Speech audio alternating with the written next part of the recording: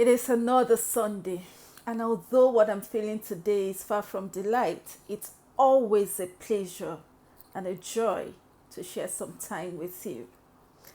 A few weeks ago, I spoke about reflective consciousness, and I think we need it more than ever today. In the past few weeks, so many emotions have stretched us thin.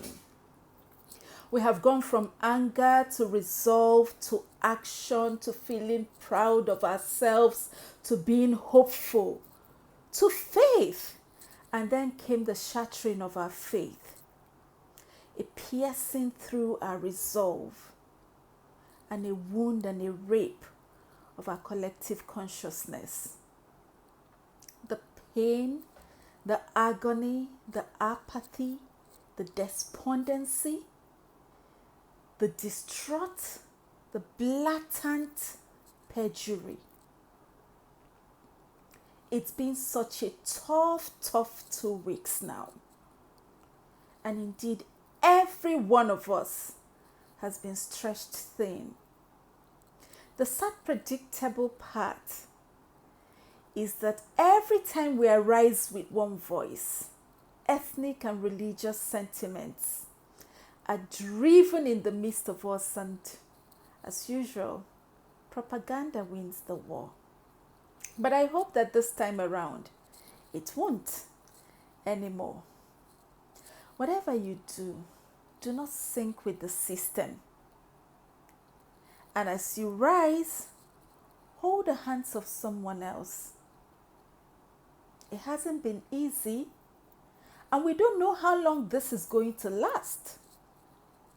Because it looks like we are arisen, like compatriots, and we are ready to take our nation.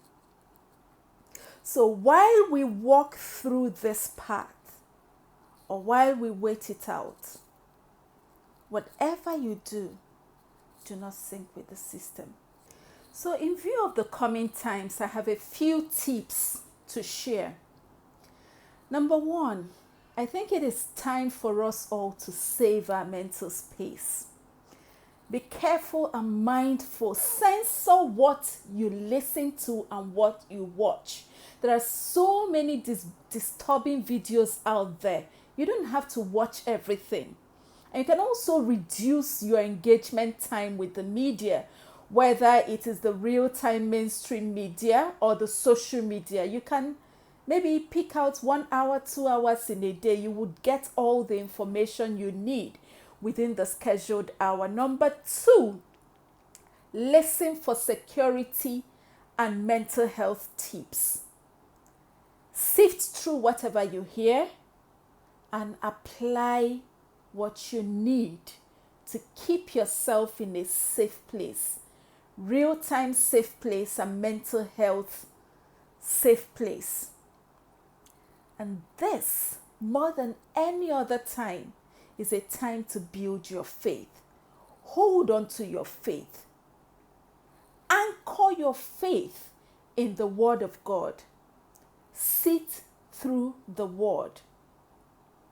Be stoic and resilient in your faith, like an unmoving mountain.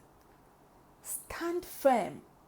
And this, above every other time, is also a time for you to make use of your social connections. Speak to well-meaning people. Encourage yourself. Speak faith to one another. Speak faith to yourself. And just know that in the midst of all of this too will pass. And we are hopeful that at the end of this season, we'll have a better Nigeria. Number 5, and most importantly, let us share love. We will not all agree, but we can all show accommodation and tolerance and hope that every one of us will speak from a place of honesty, truth, and authenticity. May this not be a time when we are driven apart by political views, ethnic perjury, and religious sentiments. May we truly, truly stand together and wade through this. Do not let emotions sit. Give vent to your emotions. If you feel like crying, cry.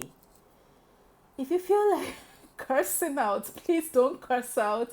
But, speak out whatever angst is in your mind. And when you're done doing that, speak hope to refresh yourself. Return to a place of faith. But don't trap emotions in. Give vent to your emotions.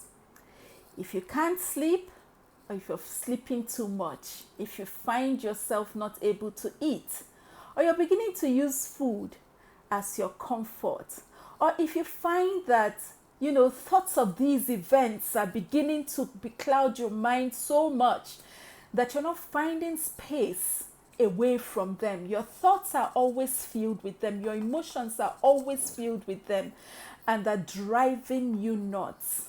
Do not wait until you begin to have a panic attack, you begin to hyperventilate or palpitate. Reach out.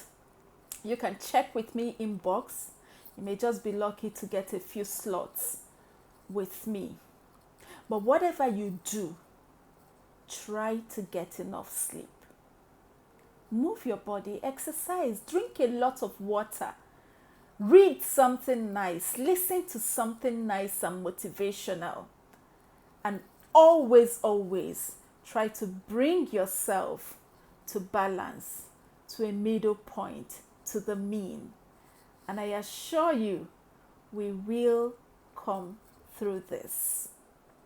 So until I come your way again next week, be well and live your best life.